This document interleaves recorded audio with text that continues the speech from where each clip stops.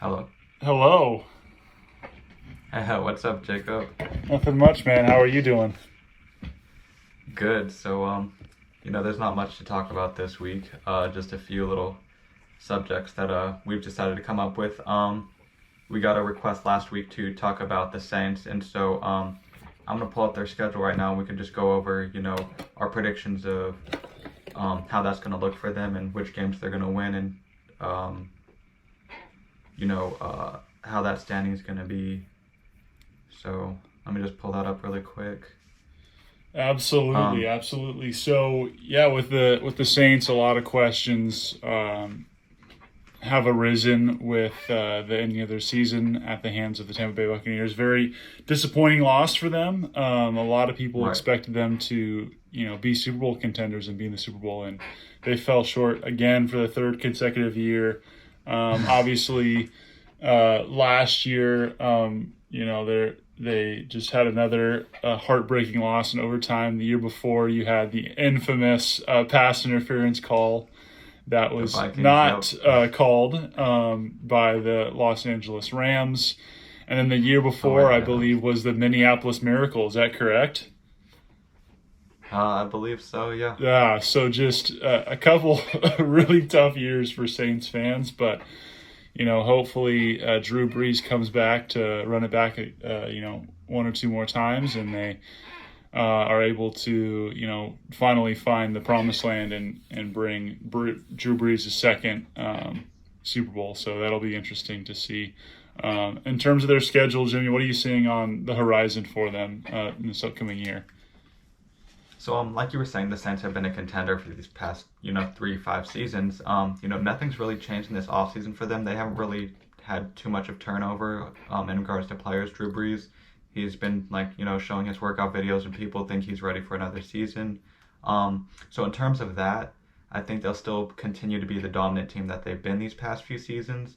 That being said, we're going to take a look at their schedule and come up with our predictions about it. So the first game is against Atlanta. Oh, and also, Jacob, while we do this, make sure you keep track of the amount of wins and losses, so then at the end of it, you can come up with the overall record. Right. So yeah, Atlanta. That's a win for the Saints. That's a win. I agree. That's a win for New Orleans. And then Carolina. That's another win. So it's for the Saints, I believe. At New England, I believe the Saints will come away with that one because the Patriots haven't really upgraded their team yet this offseason, and they weren't contenders last season. That's 3-0 now. Okay, and then we have the Falcons again, which is definitely 4-0. And then after that we have the Panthers again, which is another dub. So that's 5 wins. And then here's the first one that's gonna be interesting. It's versus Tampa Bay, but it's not at Tampa. But that being said, Tampa I winning. believe they're coming off a 5-win streak. So 5-1. I got Tampa. Yeah. I got Tampa in that one too because they're coming off a 5-0 run. They're gonna have their first tough opponent. They've been flying through their schedule. They haven't really faced the competition of this level yet, so I don't think they're gonna be prepared for it. And so I do think that's gonna be 5-1 at this point for them. The next game is in Dallas. The thing is, I got no matter Dallas. how bad Dallas is, so I would say Dallas in this one too because the Dallas and Saints always play each other real hard. It's always a really low-scoring game, and whoever wins these games barely scrapes out with a win. But it usually goes back and forth. The Saints took it last time. I believe it's Dallas' turn this time, so that's going to be a 5-2. The Giants, that's an easy win for the Saints. You? Yeah, they'll beat the Giants. Okay, so that's 6-2. Even a healthy Giants roster is nowhere near the Saints. So absolutely not. So we're both at 6-2. This next one's also going to be one for discussion. This is going to be in Buffalo. I don't think that they're going to come away with this one. I think the Buffalo Bills will win that. Buffalo Bills are getting better every single year. I can't imagine that Super Bowl trip is far away from them at this time. Right. Hopefully we don't lose 4 straight Super Bowls again, but you got to get there first. Right. So, yeah, exactly. So that'd be 6-3 record so far. Yes. So we're 6-3 now. Versus Miami, I think the Saints are going to come away with that one. 7-3. All right. I agree And then with that. Green Bay, this one's going to be a tough one. I but take in the Aaron end, Rodgers. I don't- Are they at Green Bay? It's in Green Bay, yeah. Okay, yeah, 7-4. Green Bay's a tough place to play, and Aaron Rodgers is still Aaron Rodgers, and you have to lose sometimes. We've only ever seen So one this can- undefeated team in NFL history, and it's not going to be the Saints next year. Let's just say that. Well, this is going to be the first one we disagree on then. So you're at 7-4 at this point. I believe that, the Saints will overcome Aaron Rodgers this time around because, the Packers are good one year and then they tend to fall off the next. They're never really like elite 2 years in a row. I think they're going to be struggling this year. I haven't seen a lot of change with them. I think the Saints might actually come away with this one. So I'm at 8-3. You're at 7-4. Actually, I was wrong. That is in New Orleans. But I don't know if that changes anything for you. Still doesn't change anything. All right, cool. And then, so the next is the Jets. I don't think the Jets are ready for the Saints yet, so No. I still think that's going to be a win for the Saints. So that's 9-3 for me, 8-4 for you. And then it's at Philadelphia. I believe the Saints will come away with that one. Yeah, I agree. Shocking. Eagles are a mess right now. I think Jalen Hurts is definitely better than Carson Wentz, but I still don't think the Eagles are going to be in a position to contend next year. Absolutely. So 10-3, 9-4. Here's the next interesting one. At Seattle, if they don't have Russ, that's an easy I one have for the the Seahawks Saints. winning that one. I don't think Russell Wilson's moving this offseason. We'll get to that later in the show, but I say with Russ, it's going to be a win for the Seahawks, but without Russ, the Saints are going to Russ take isn't it. going anywhere. I mean, I've been wrong before, but I don't see this being a situation in which I'm wrong. So. All right, well, I'll be giving this one to the Saints, so that's 11-3 for me, and I believe 9 We're at 10-5. 5 for you. 10-5. I think so. I think we're at 15. No. Aren't we at week 15? That was game number 14. Okay, so yeah, 9-5 then. Okay, and then I'm at, I believe, 11-3. Okay, and then the next one's at Tampa. I think the Saints will be ready for them this time. They lost that first one, but they're not going to lose to Tampa twice in a season. I'm not even betting with against Tom Brady again, so I'd take Tom Brady. I'll Yet take again. the Saints this time around. So So it's that'll be 9-6 for 12-3 me. for me, 9-6 for you. And then the final one's at Washington, which is obviously going to go for the Saints. 10-6. So I'm predicting a 13-3 season for the Saints, and you're predicting a 10-6. We've kind of went over why we believe they will and won't win or lose each of the games. So we'll move on to Washington's decision to cut Alex Smith.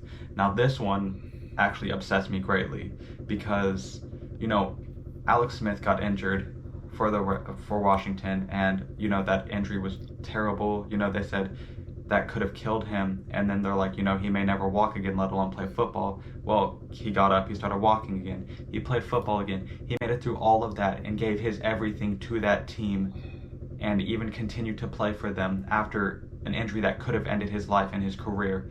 And they just decide to go and cut him in that very next offseason. As a Cowboys fan, I never liked Washington, but this move makes me have zero respect for the franchise. So now not only do I don't like them, I just don't respect them as a franchise for this little stunt they pulled with the man who gave them literally everything. Yeah, no, I think it's interesting because, obviously Alex Smith's story is great. They had a similar situation that happened to Joe Theismann, who was at that time one of the premier quarterbacks in the league. That specific situation coined the phrase blindside. He got hit by arguably the greatest defensive player of all time, Lawrence Taylor, and snapped his leg and never was able to play again. And so that similar situation happened to Alex Smith, but Alex Smith was able to overcome tremendous adversity. At times they thought he was going to lose his leg.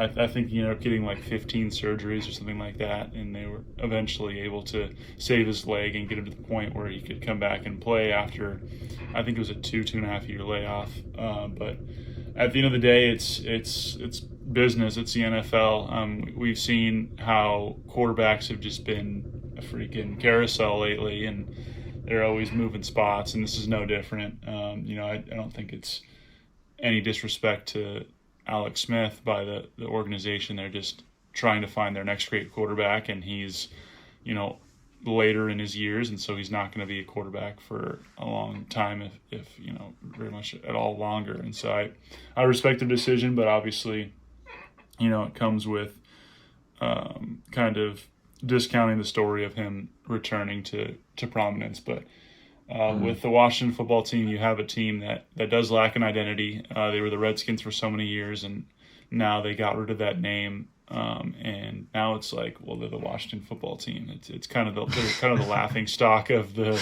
NFL until they find an identity and find themselves a new name. So I'm interested to see what they come up with in terms of name. But last year was actually a pretty solid year, I thought, for the Redskins, considering the personnel they had, and it was pretty cool to see. Oh, who's their coach's name again? I forget his name. Help me out here. He's the Panthers guy. Ron Rivera. Ron Rivera. Yeah. He overcame cancer and was still able to coach a team to the playoffs that had no business being in the playoffs. They saw the emergence of one of a division. Yeah, they saw the emergence of one of the best young players in the league, and Chase Young. And so there's a lot to like about this Redskins team moving forward, even with the situation with Dwayne Haskins.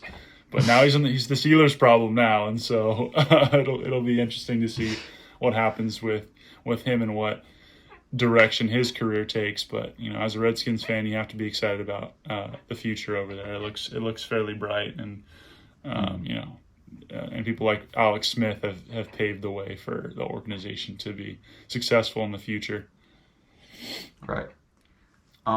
So moving past that, update on Deshaun Watson. He has made it clear that he's willing to sit out every single game and pay fines until the Texans are willing to trade him. At this point, you have a player who is not going to do you any good. He's willing to sit on the bench and pay you money to not play in the games. And, so either way, the Texans are going to be without him. If they trade him away, they'll actually get something from it rather than just have him sitting on their bench.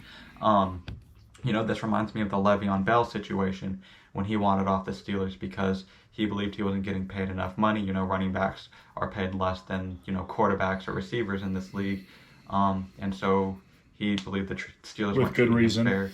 Right. So, it reminds me of that situation in a way because of his willingness to sit out and not play for this team just to get that trade.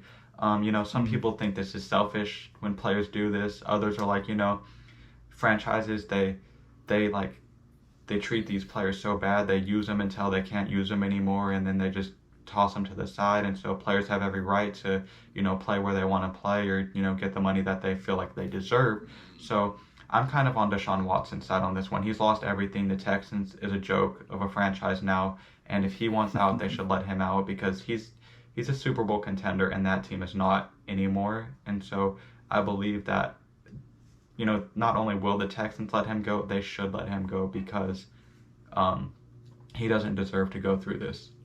So what are your thoughts on this? Yeah, I mean, it's pretty it's pretty obvious the way they handle this situation has just been really bad. I mean, they traded away DeAndre Hopkins for a freaking candy bar a couple off seasons ago, which is was Deshaun Watson's number one target and arguably the best receiver in the league at the time.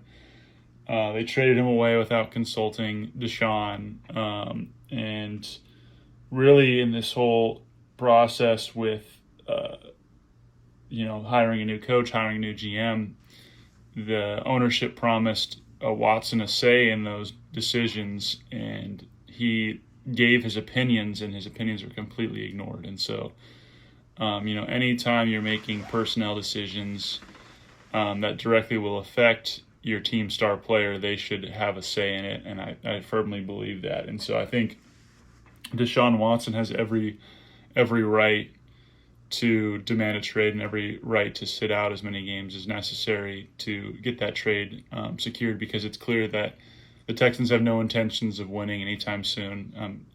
With the loss of J.J. Watt as well, they're now clearly in the middle of a rebuild, and so I think they should grant his wish. But the biggest issue they're going to have is who has that amount of draft capital to get him, and I think the longer this goes on, the lower they're going to be able to. Right. The less they're going to be able to receive in the form of a trade. Yeah, and we saw it with Le'Veon Bell as well. Although I think Deshaun Watson is much more justified in his decision than Le'Veon Bell was. Le'Veon Bell, what was so interesting about him is he sat out all those games and trying to make a statement that he deserved more money, wanted a long-term contract, and then he became a free agent and he took less than what the Steelers were offering him. Right. Very, very mind-boggling situation. And then he went to New York and had a really porous offensive line and then didn't perform. And so he tried to make the point that running backs were worth more in this league, and then made the opposite point that running backs were not worth more, that offensive lines were more important to the success of a running game. And so and we've seen that in the past too. Yeah, and I think that's super interesting to talk about. But yeah, I think Deshaun Watson is completely justified in his decision to sit out as many games as necessary to get himself moved. It's been clear that the Texans ownership cannot handle their responsibilities admirably, and that they have no business having a player and a marquee name at that, the likes of Deshaun Watson in their city and running their team. Right. Since we're on the topic of, who makes the team, the offensive line or the running back, let's just rewind it back to 2014 with DeMarco Murray and that Cowboys wall of an offensive line.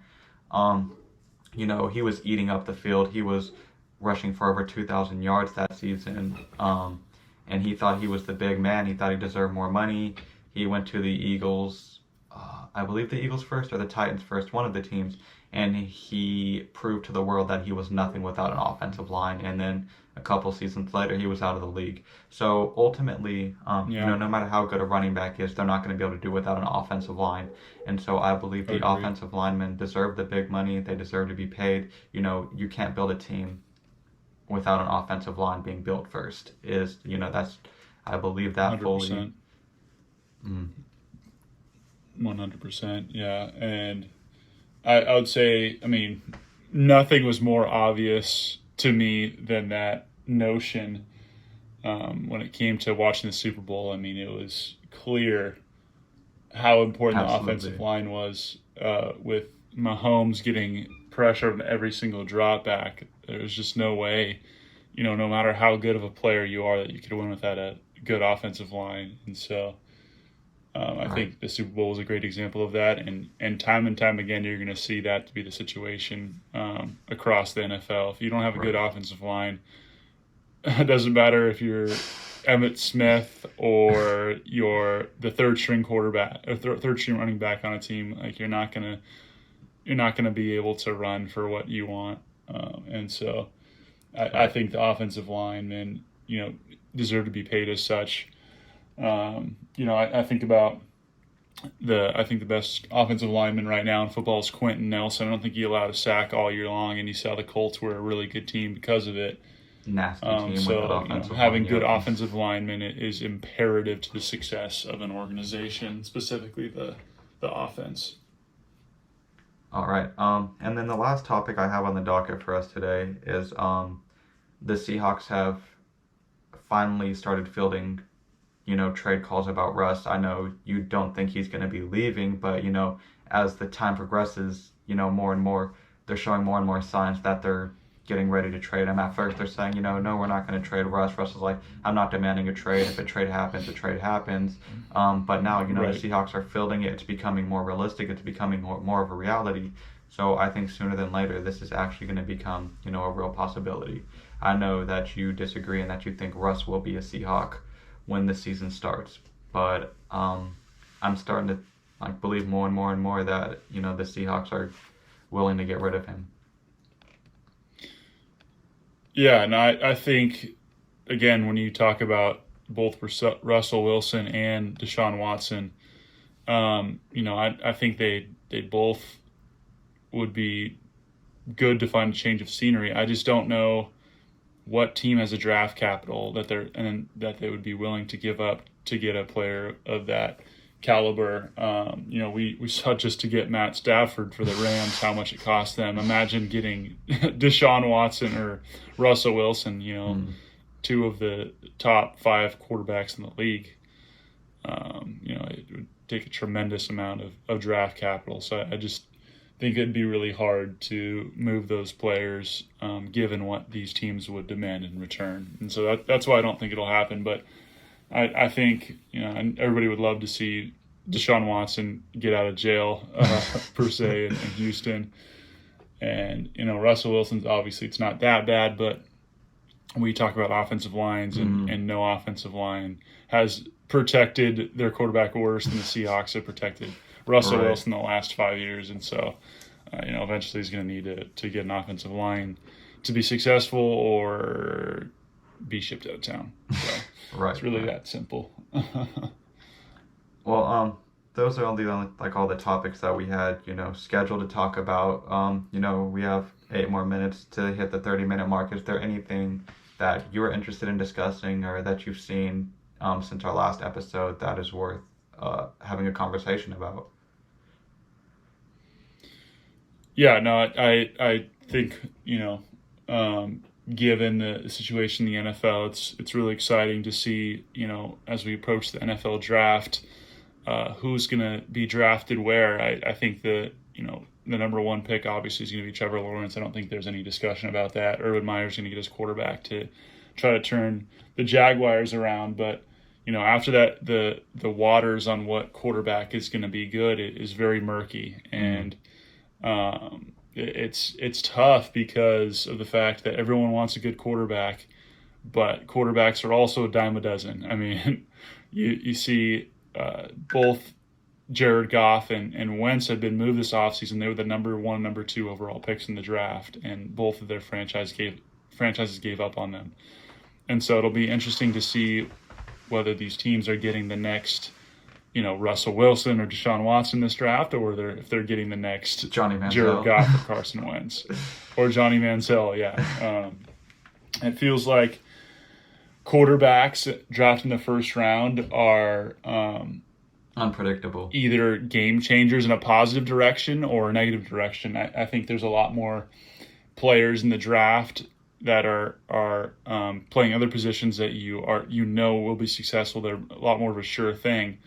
But, teams have to do what it takes to try to get their, dream quarterback. And so that's why you see so many times teams are drafting quarterbacks high. And it's the amount of quarterbacks that you see that have been drafted really high and have not panned out or not done what they could have is extraordinary. I mean, you just have, I think it was 2012 or 2013 where you had Andrew Luck and RG3 go back-to-back. Andrew Luck obviously had a bunch of good years, but didn't result in a title, and he retired really early. And RG3 has been mostly a backup quarterback in this league. And so you see it's tough to find your quarterback of the future, and teams are always looking to do it, but it's really hard to do. And, I mean, you've seen quarterbacks that were drafted in the 4th, 5th, 6th round that have been better than quarterbacks drafted number 2 overall. And so it's really interesting to see. What are your thoughts on that? Who do you think is going to be the next big thing out of this NFL draft that's upcoming? Well, first, I want to say the funny thing about Andrew Luck and RG3 is that they weren't busts. As we've seen, like a lot of other quarterbacks being drafted in the first round become busts. The thing with both of them was injuries, because RG3, he won, I think, Rookie of the Year. He took the Redskins to the playoffs his rookie season. He was an elite quarterback, and then he got injured, and, he was never the same since. Andrew Luck, same story. Mm-hmm. He was one of the best quarterbacks in the league, and, he kept coming off of injuries, but, he was still able to play to his potential even after he was injured. When he retired, it shocked the entire football world, but, we understood why he did it, because he was getting all those injuries. So, they weren't busts in the sense of the word, because they were both really good in their, in their respective before they got injured. So, totally. Besides that, I agree that, most of the time quarterbacks drafted in the first round tend to be busts. Like, more likely than not, they're going to be a bust rather than being the next Patrick Mahomes, Deshaun Watson. Right. So in terms of that, Trevor Lawrence, he was great. He took Clemson to a national title. Maybe, I think it was he won one. I don't know if it was more than that, but I know for he won one. That's correct. Right, one. Everyone's excited to see him on an NFL team, but like I said, I'm not on the hype train. The Jaguars in the past, they've drafted quarterbacks in the first round, a lot of them, and they never really amounted to anything. Yeah, Blake Bortles. Blake Bortles, Chad Henne, names like that we don't even hear in the league anymore. So I don't think that Trevor Lawrence is going to be the saving grace for the Jaguars. I'm not seeing a lot of big names in the draft this year in terms of quarterbacks. Like, I don't see that superstar quarterback, but like you said, most of the time the quarterbacks who come and excel out of the draft are the ones that are drafted in the later rounds that nobody even knows their name yet, and then they just come and make a name for themselves. So, no, to answer your question, there's nobody I'm really excited to see in this year's draft. Fair enough. So yeah, it looks like we have now about 3 minutes left here. Just wanted to thank each and every one of you that have tuned in and watched our show for these first few weeks. Would love any suggestions, any recommendations you would like to see us talk about, and please like and share our videos. We appreciate all your support, but want to get this out to more people and reach more of our audience, and continue to grow Football Talk with Jake and Jim. Anything to add on that, Jimmy? No, I completely agree. We appreciate the support for the fans that have consistently been watching our show these past 2 weeks, and who will probably continue to watch and engage in the comments and engage on our show, on our page. We really appreciate you. Just share the word, spread the word, get us out there. We're trying to hopefully make a career out of this at some point, but we're not there yet. So absolutely. With the positive comes the negative. Give us criticism, tell us what we could do better, help us improve our show if you want to do that too. Right, totally. But other than that, I think you worded it perfectly. Just thank you for your support, and we'd appreciate the continuance of your support, and just spread the word and help us get our name out there. We'd appreciate it. Absolutely. Well, yeah, thanks so much, everyone, for tuning in, and we look forward to talking to you next week. If there's anything like we said that comes up, we'll be talking about it, and please drop any comments, anything you'd like to see us talk about. Please message us with those, and we love it, every one of you guys, and we'll see you next week. All right, thanks, Jake.